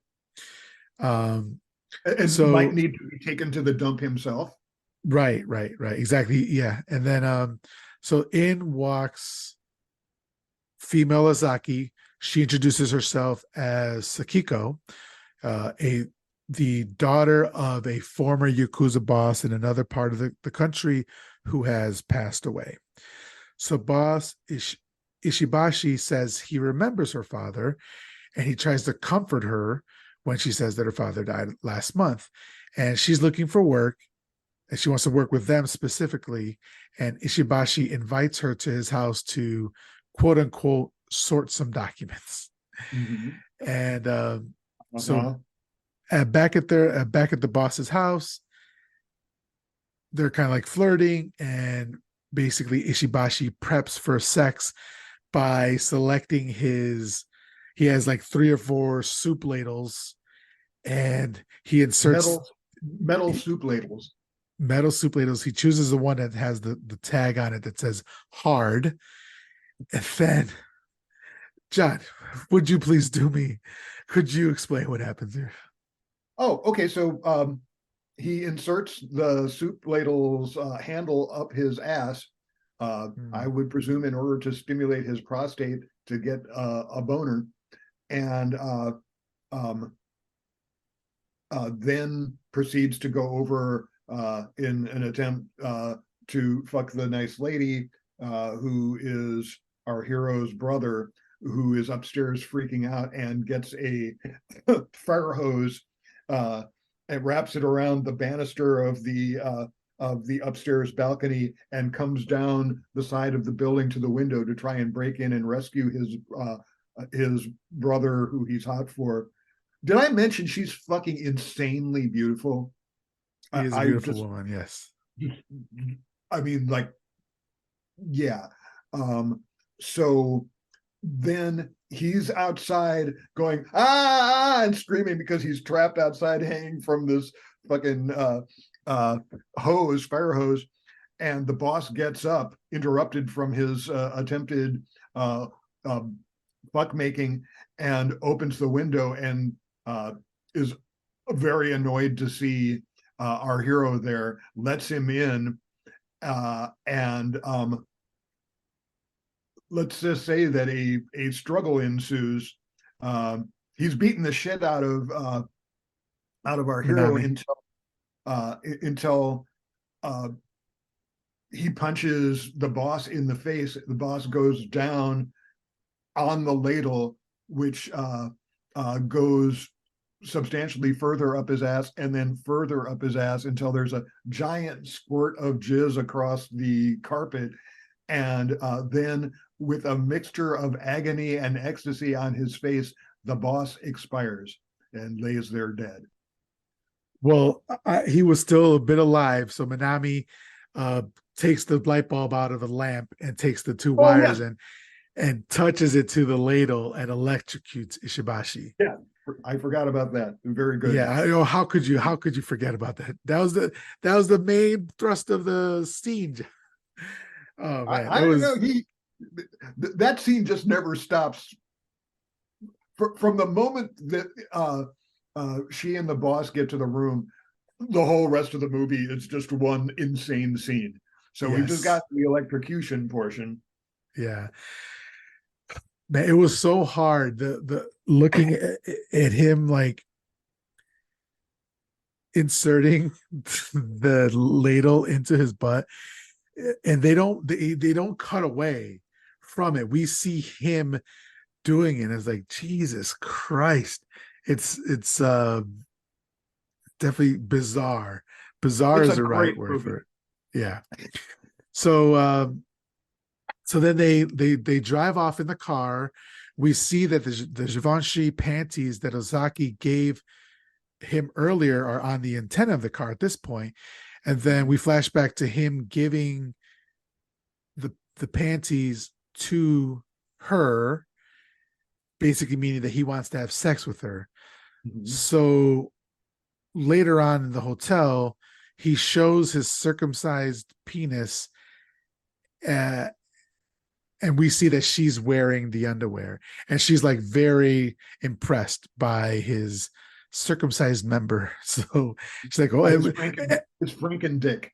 yeah." Anytime, that's 3 times that somebody has seen his dick in this movie. Like when his brother saw it the first time, when the innkeeper saw it, and then when she sees it this time. Everybody's really impressed by this dick, but we don't get to see it. No, No. So then I have to be we were 100% robbed. honest with you. We were robbed, man. I have to be 100% honest with you.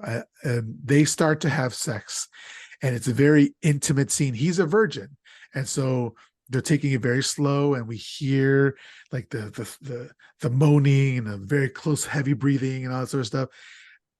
I had to fast forward. I fast forwarded this.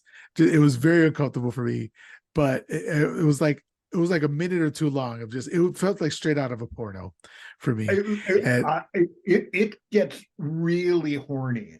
yes, I mean, that is a really horny scene. And again, she's so beautiful, and she's really into it. And he's first time and almost like paralytic. Again, all the men in this movie very bad in bed. Um, um, but she seems to be having a good time. I was starting to think, man, this is getting really fucking horny. And then, well, I think it's important to remember that he is fucking his sister. Or I'm sorry, he is fucking his his brother brother, here. Yeah. yeah, So who that could forget? in my mind is like, oh fuck. So as they're having sex, she seems to tighten around his dick to the point where he can't get out anymore. And so he starts It's yelling out, and hurting. she's kind of like moaning in ecstasy. And he starts dragging her around the apartment trying to free himself. And then I was thinking, have you ever seen two dogs get stuck having sex? Yeah, They get stuck, and you have to like, the dog's penis is shaped in such a way that they can't pull out, and so you have to help them. I forget how you end up doing it, but like basically pull them apart. And I was yeah. thinking, So there's something dealing with dogs here, because he uh, Ozaki kills a dog in the beginning. We found out that Minami masturbates to dogs, and now he gets stuck like dogs here. It's really yeah, weird. it's really, really weird. So he's trying to pull out of her, and she's stuck to him. So as he pulls backwards, she's dragging forward, and he's dragging her all over the apartment on his ass, uh, um, trying to pull free. And obviously, it really hurts, and he's getting panicked and more freaked out, until eventually, Go right ahead. with a wet splort, he is able to pull free, and we come to understand what it is that has been grabbing him, and it is not her vagina. It is a large bloody hand extruding from her vagina that had him by the dick and was squeezing it. So now all of a sudden we see this beautiful woman with a large red arm with hand going like this coming out of her vagina reaching for him, and then it goes back in, and then Asaka's head starts coming out. And what we watch is him entirely emerge from her vagina, crawling towards his freaking out brother on the floor. And that's the beautiful image behind you. So he's all covered in like red matted goo with the same crazy eyes he had when he was killing the Chihuahua at the beginning of the movie. And she's moaning behind it. And this is the authentic horror moment of the film. This is like the only horror moment of the film, is when he's from the red hand till he crawls all the way out. And then he crawls all the way out, and there he is. And the last shot of her, she looks like her skin is like parchment. She looks fucked up, and she's just sort of no longer gasping with what looks like pleasure. Yeah, she's like a husk of herself. She's like a husk of herself. And there's this what when he finally, sorry to interrupt you, when he finally makes it out of her womb, he yells out, "Brother!" and also Minami. And when he there's a pop, and he slides over to Minami. Yeah, And it's like a cartoon pop. It's like a yeah, so funny, so funny. My note here is Jesus fucking Christ. Like, how, like, it's like the ending of Audition, different, but still you're like, what twisted mind, what genius, beautiful twisted mind. So then we get a voiceover. It says it's Minami. He says that they put the girl in the tub, and then she was fine again. Then we see her, and she brushes her teeth, and then immediately we see we see three toothbrushes. Then we see all three of them walking off arm in arm, like laughing and happy. And then the last shot is of one of the dudes from the bar, one of Nose's old schoolmates, just cackling. And then the end of the movie. My note here is, what the fuck did I just see? John, what the fuck did you just have me watch? Yeah, It was absolutely amazing. so crazy, so crazy, and so I just thought it was really funny. I just thought it was a really, really funny, completely bizarro film, where just one weird thing after another. And I have a list of films that that it evoked for me. I don't know if this is the time for me to say it. Yes. Let's, if we could just hold off for 1 second. Sure, sure, sure. Let's, what we'll do is, I just want to hear what you thought generally about the movie. Then we'll rate it. And we rate it out of 5 upside down crosses. And then we give suggestions for other movies for people to listen to, or I mean, for people to watch. So at that point, you can go ahead and tell your suggestions. But in general, what did you think of Takashi Miike's Gozu from 2003? I loved it. I had such a good time.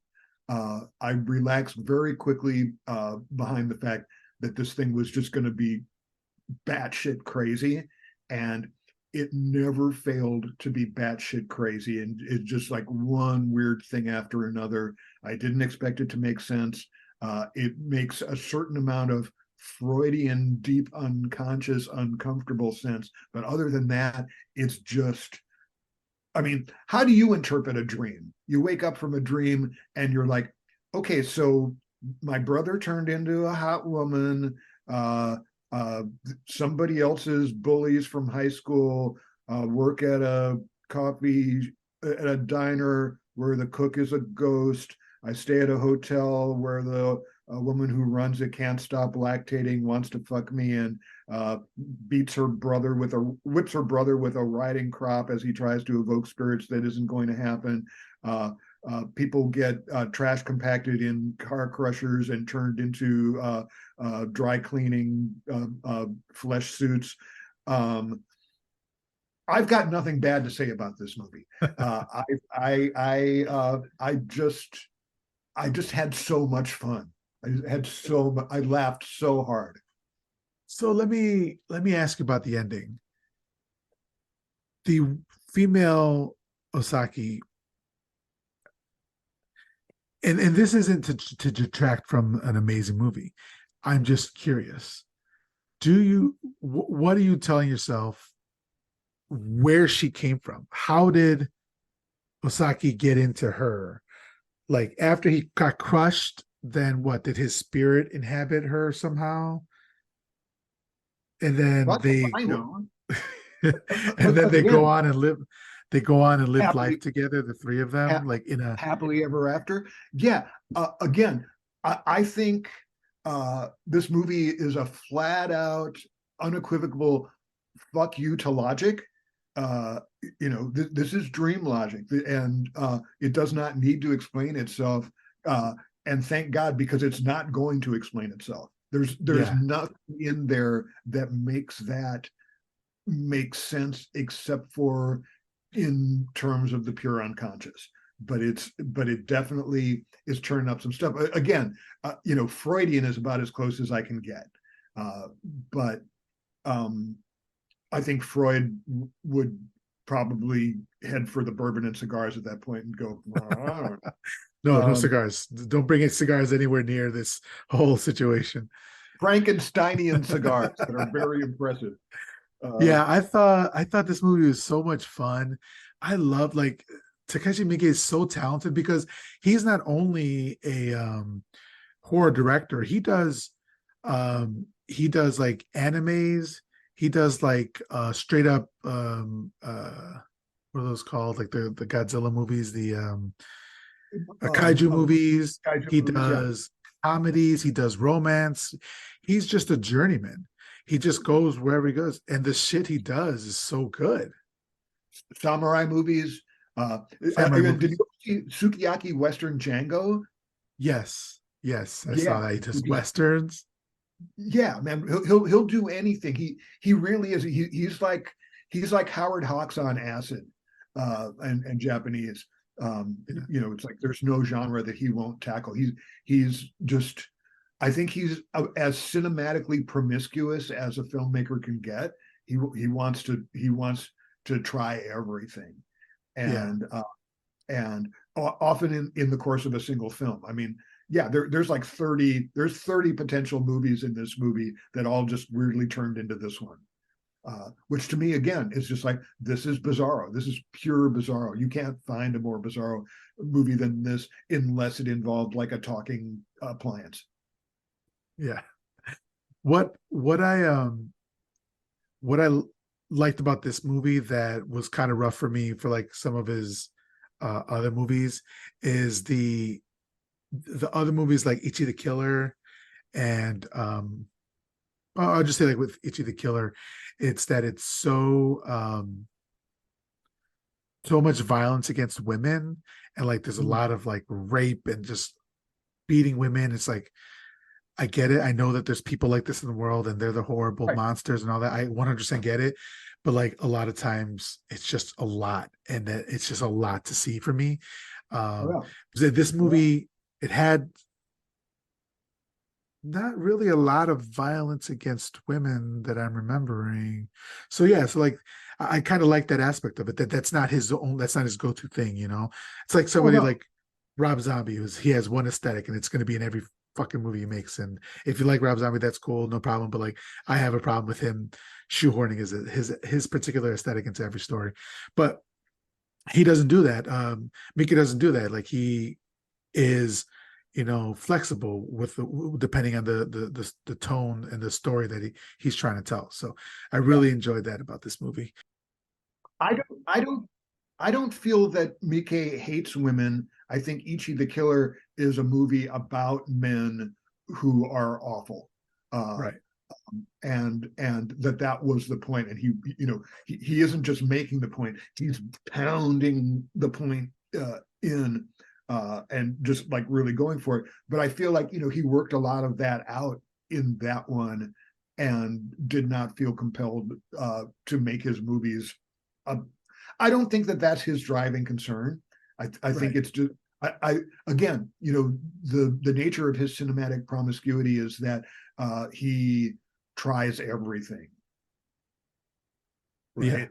yeah. And so yeah, I mean, uh, violence against women is definitely not a big part of this movie. Violence against anybody. It's not a very violent film.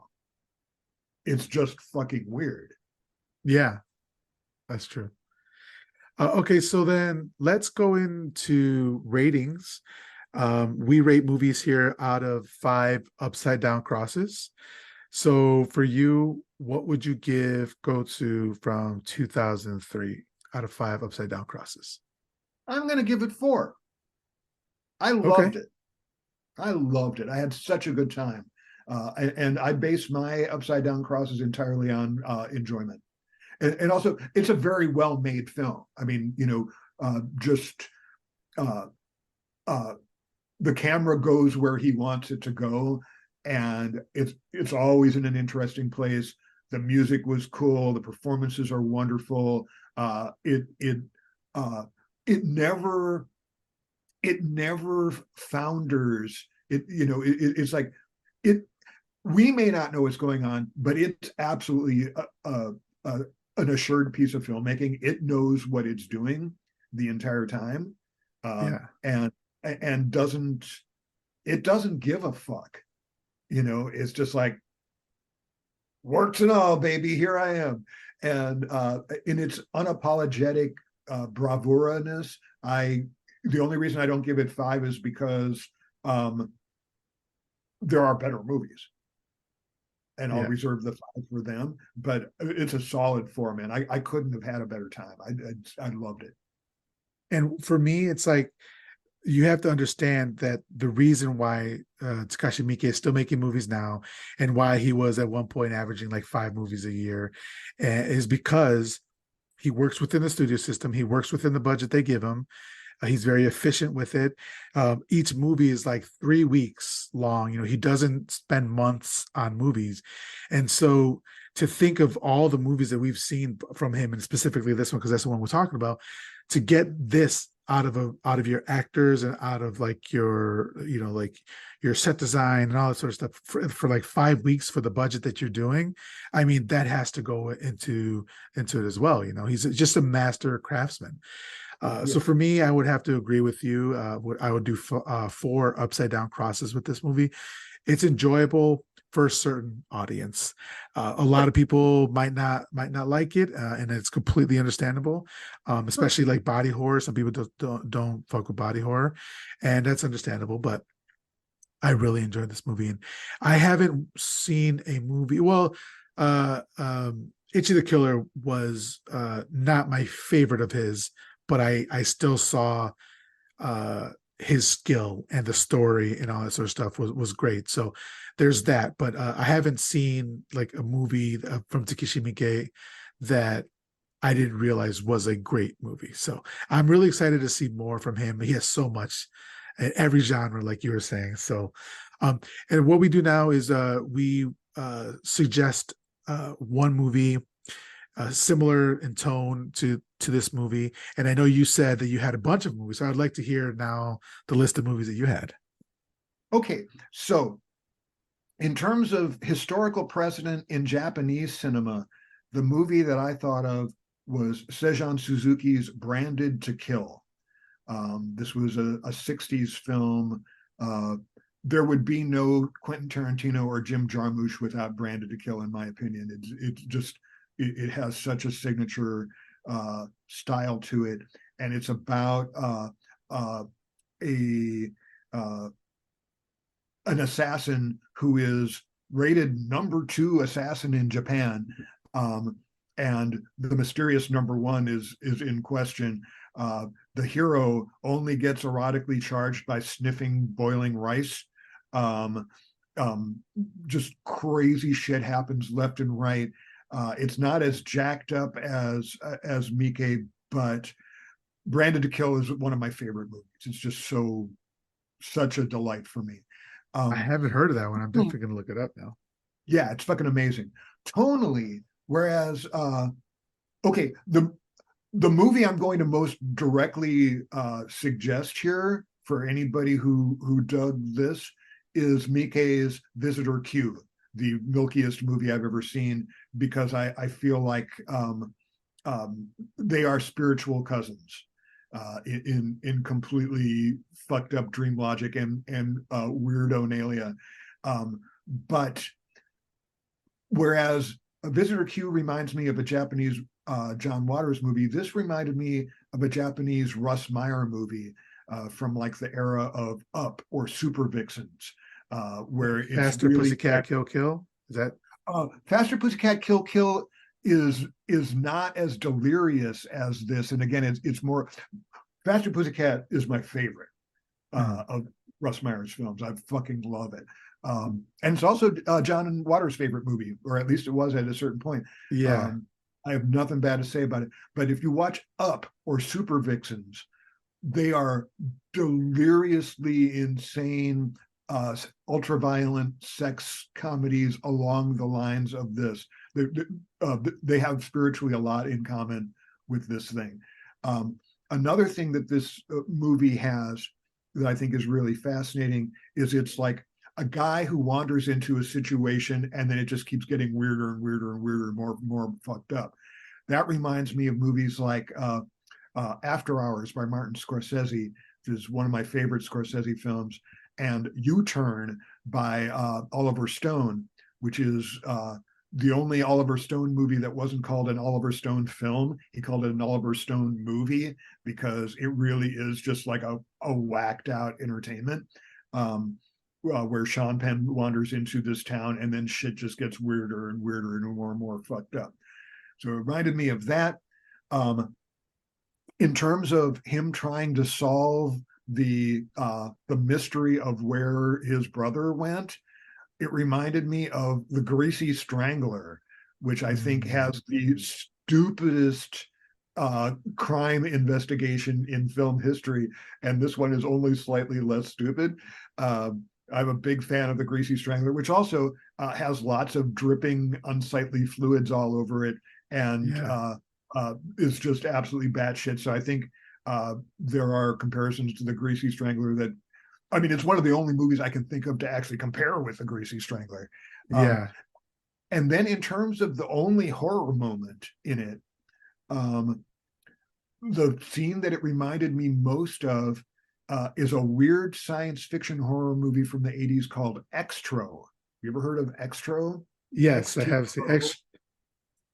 it had a Uh, by name or something like that, right? Like a second name. no, no, the original one was just Extro. There, the Extro 2 had an extra title onto it, Okay. but Extro was just Extro. I saw that on Times Square back when Times Square was a sleazy shit pit. Um, Yes. and in other words, substantially cooler than it is now.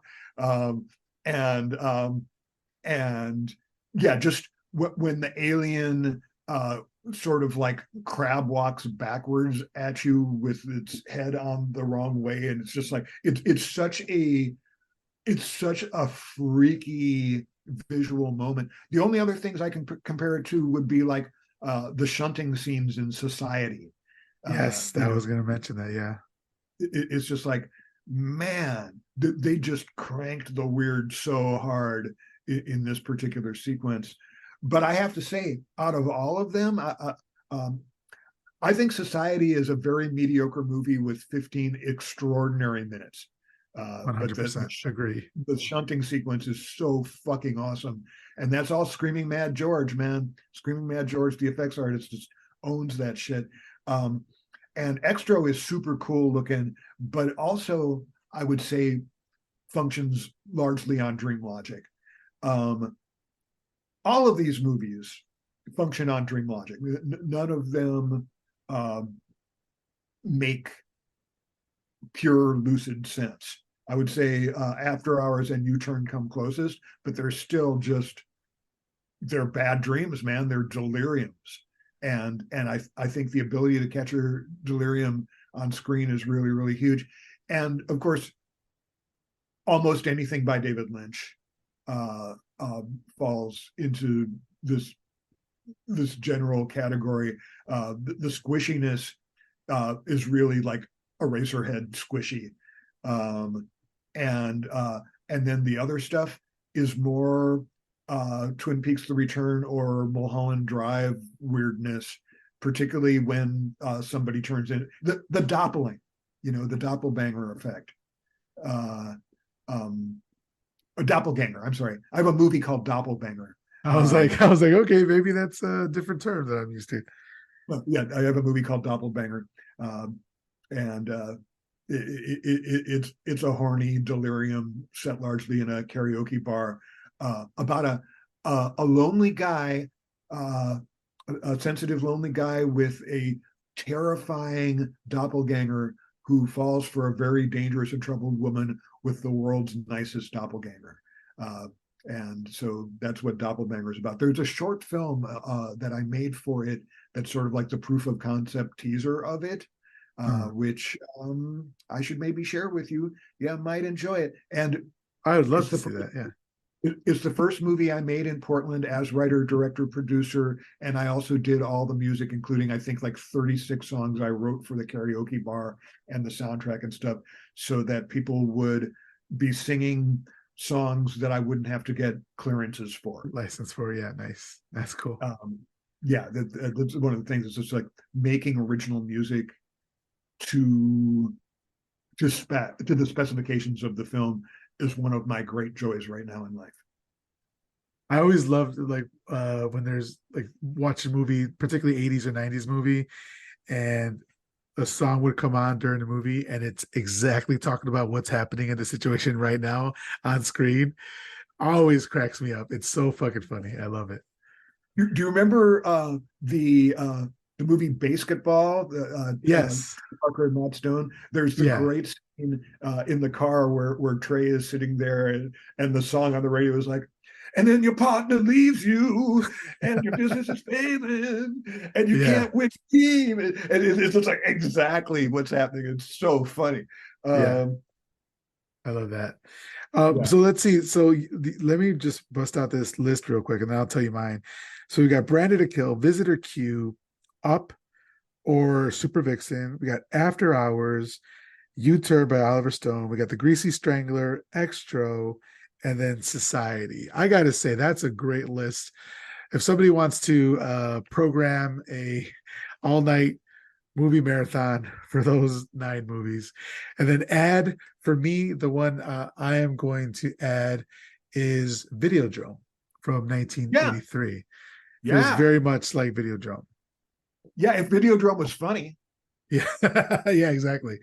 And we actually did an episode Videodrome with Homies of Horror, the podcast. So if the listeners would like to listen to that, that's available as well. But yeah, I think like Videodrome is a real fun movie and kind of goes along with this one. So John and I are going to continue our conversation on the Sunday School Sessions. The Sunday School Sessions is a Patreon exclusive show. So if you want to support the show, patreon.com/my horror confessional. John, I want to thank you so much for being on the show. This was so much fun. If you could please let everybody know once again how they can support you and your work and where they can find you, stuff like that. yeah. You can find me most easily on Facebook, where my name is John Skipp. I have a Substack blog called Your Pal Skip that I'm up to. I just started in September, and I've done 54 columns since then. I think it's a really, really great place to find out what I care about, and it's the only like literary writing that I'm doing at this particular point, to having retired from books. And The Great Divide, the movie that we're crowdfunding right now, a movie that I dearly love and can't wait to make. You can find the funding page on We Did It, is the name of the platform. If you go to my Facebook or my Substack, you'll see links to that stuff. And yeah, so that's mainly where it's at. All right. Well, everybody go out and support indie filmmaking, support John and his vision. We would love to Oh, see it. and as soon as I'm done making this one, the next one will be horror. Just so you horror fans know that I haven't like abandoned it. And I'm really excited about this horror film I'm writing right now. And I'm not going to tell you anything about it because it's going to be the kind of thing that you want to be surprised by.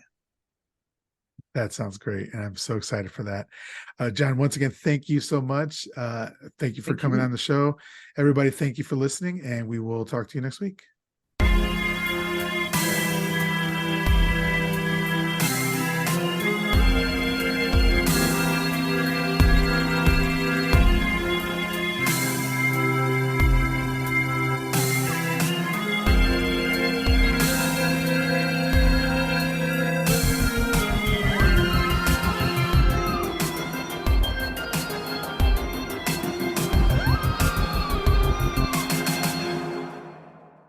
Live spooky, die spooky.